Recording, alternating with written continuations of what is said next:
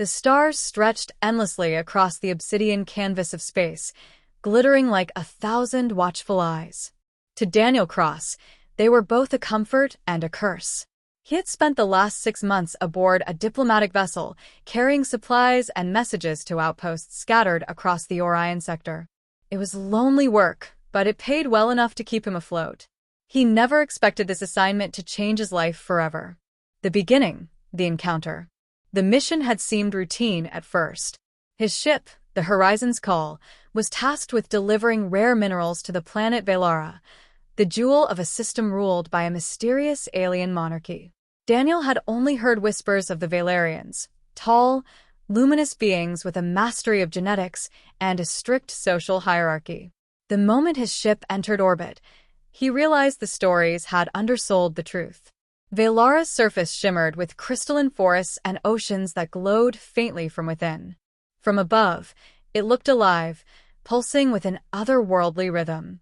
He was escorted to the palace at the heart of the capital, a towering citadel carved from black stone that gleamed under twin suns. The Valerians who guided him spoke little, but their presence was commanding. Then he met her, the alien queen. She was unlike anything he had imagined. Nearly 7 feet tall, her form was elegant, draped in robes that shimmered like liquid silver. Her skin glowed faintly, patterned with lines of light that pulsed with her heartbeat. And her eyes, vast, violet, and knowing, locked onto him with an intensity that made his breath falter. "Human," she said, her voice carrying a resonance that vibrated in his chest. "You stand before Seraphina, sovereign of Velara. Do not lie, do not falter, and do not touch what you do not understand." Daniel bowed awkwardly, unsure how to respond. But her gaze lingered on him, longer than was proper, as though she saw something in him no one else could. From that moment, his life was no longer his own. The bond. The following weeks blurred together. What was meant to be a brief exchange of supplies became an extended stay. The queen insisted he remain in her palace, claiming there were matters of alignment to discuss. He soon learned that Valerians were not just rulers of their world, they were caretakers of their very bloodlines. Their society revolved around maintaining genetic purity, carefully selecting partners to strengthen their lineage. Reproduction was sacred, controlled, and political. Daniel should have been nothing more than an outsider. Yet somehow he was not dismissed. Late one night, she summoned him to her private chamber. The air shimmered with the scent of unknown flowers, and bioluminescent plants glowed against the dark walls. "You do not fear me," Seraphina said, studying him. "Why?" Daniel swallowed. "Should I?" Her lips curved into something between a smile and a warning. "Most do, even among my own kind." Their conversations grew longer. She asked about Earth, about his people, about love and choice. In turn, she revealed secrets of her world. The wars they fought, the price of power, the weight of her crown. And then, one night, the boundary between ruler and visitor blurred. Daniel never understood how it happened, only that it did. A touch became a caress. Curiosity became hunger. And before he realized it, he was entangled in something forbidden, something dangerous. When dawn came, she did not send him away. Instead, she whispered words that shook him to his core. "You have given me something no Valerian has in centuries." He thought she meant affection. He was wrong. Days later, she revealed the truth. The queen was carrying his child. The conflict, the queen's anger. The news spread quickly through the palace, though whispers barely dared to name it. A human had impregnated the alien queen, a scandal that shook the foundations of her society. Daniel begged her to let him leave, to escape before the wrath of her people consumed him. But Seraphina's reaction was not what he expected.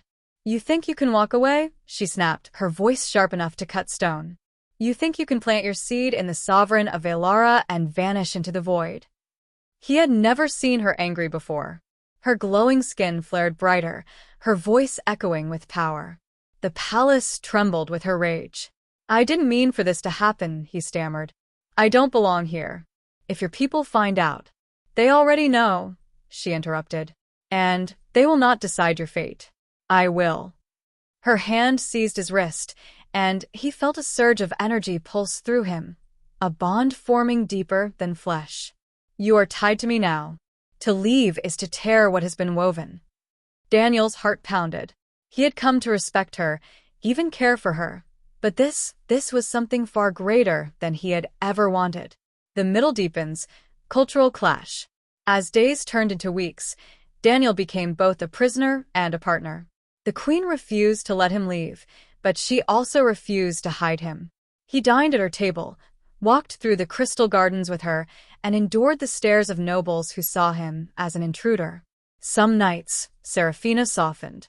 She spoke of her fears, how no male of her kind had been able to continue her line, how the survival of her dynasty hung in the balance. Daniel realized then why she had chosen him, or perhaps why fate had forced them together. But others in her court were not so forgiving. One evening, as he walked the palace corridors, a figure stepped from the shadows, a Valerian noble whose skin glowed a deep crimson. His eyes burned with contempt. "You've tainted her," the noble hissed. "Do you think the throne will accept a half-blood child? You are a mistake human, and mistakes must be erased." Before Daniel could react, the noble's hand ignited with energy. But before the strike landed, Serafina appeared. "Enough," she thundered, her voice cracking the air. She raised her hand, and the noble was thrown against the wall as though struck by invisible force. "Touch him again," she warned, "and you will never rise again." From that moment, Daniel understood the truth. She was not only angry because of him, she was angry because she had something to lose. The climax, the attempted escape. Despite her protection, Daniel's heart yearned for freedom. He could not imagine spending the rest of his life as a captive in a world not his own. One night, under the cover of darkness, he made his choice. He slipped through the palace, moving quickly toward the docking bay where his small shuttle was stored. Every step felt like betrayal, but he told himself it was survival. He reached the hangar, his hands shaking as he prepared the craft. Just as the engines roared to life, a figure stepped into the bay. Serafina. Her eyes burned with betrayal, her voice a low growl. "You would abandon me? Abandon us?" "I don't belong here," Daniel said, his voice breaking. "This wasn't supposed to happen. I can't be what you want me to be." Her expression twisted, a storm of fury and sorrow. "You already are. Whether you accept it or not, you are bound to me. To this child.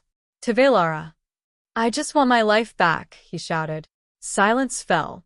Then, slowly, she walked toward him, her glow dimming. For the first time, she looked vulnerable. "I never wanted to chain you," she whispered. "But you carry more than your life now. If you leave, you don't just walk away from me. You walk away from the only chance my people have to survive." Daniel froze, the weight of